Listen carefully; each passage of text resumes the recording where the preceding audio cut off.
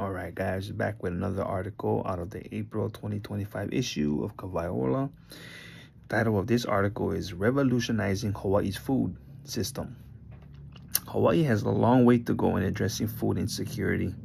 Currently, one third of Hawaii's households, roughly 450,000 people, struggle with concerns about running out of food. Not only that, but health and wellness are directly linked to access to food. So, food insecurity often means higher rates of chronic illness. And because Hawaii is dependent on imports for 85 to 90% of its foods, we are poorly prepared for natural disasters. These are issues that the initiative Transforming Hawaii Food System Together, or THFST, is trying to correct by engaging directly in food system planning. Quote, our findings show that only 12% of Hawaii's population have an emergency supply of food, and in the case of a significant natural disaster, the state does not have the capacity to support all the people who will fall into significant deprivation, said L.B. Miles, an associate professor of sustainable community food systems at UH West Oahu and the co-director of the UH's Ke'omau Center for Sustainable Island Food Systems.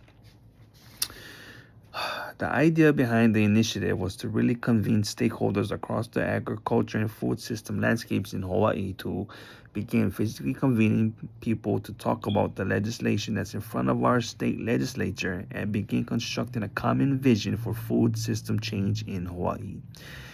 Since it began in 2020, the initiative has partnered with dozens of local organizations. The Hawaii Public Health Institute serves as the backbone organization managing logistics and coordination. Community partners include the Hawaii Department of Health, the Hawaii Farm Bureau, Ma'o Organic Farms, Ulupono Initiative, the University of Hawaii, and Kamehameha Schools, among others. The goal is not just to influence policy, but to advance the idea that it should be done collaboratively. Quote, one of our major initiatives was to craft the first integrated state food policy framework. If the food system is creating all these challenges or limitations in terms of public health and nutrition, household food insecurity, climate preparedness, etc., we need to be thinking about these things in concert, said Miles.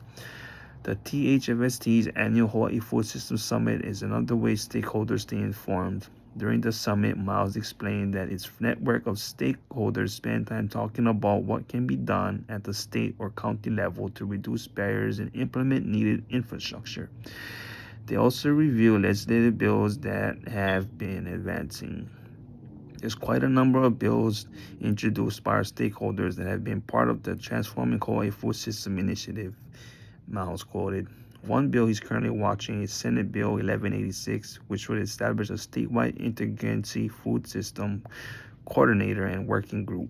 That's what we hope will serve as the hub of this work, to pull these different agencies together with resources and a coordinator to work on these issues more, he continued. So, Revolution Hawaii's food system. Definitely we need to work on that, keep an eye on that. Go local farmers.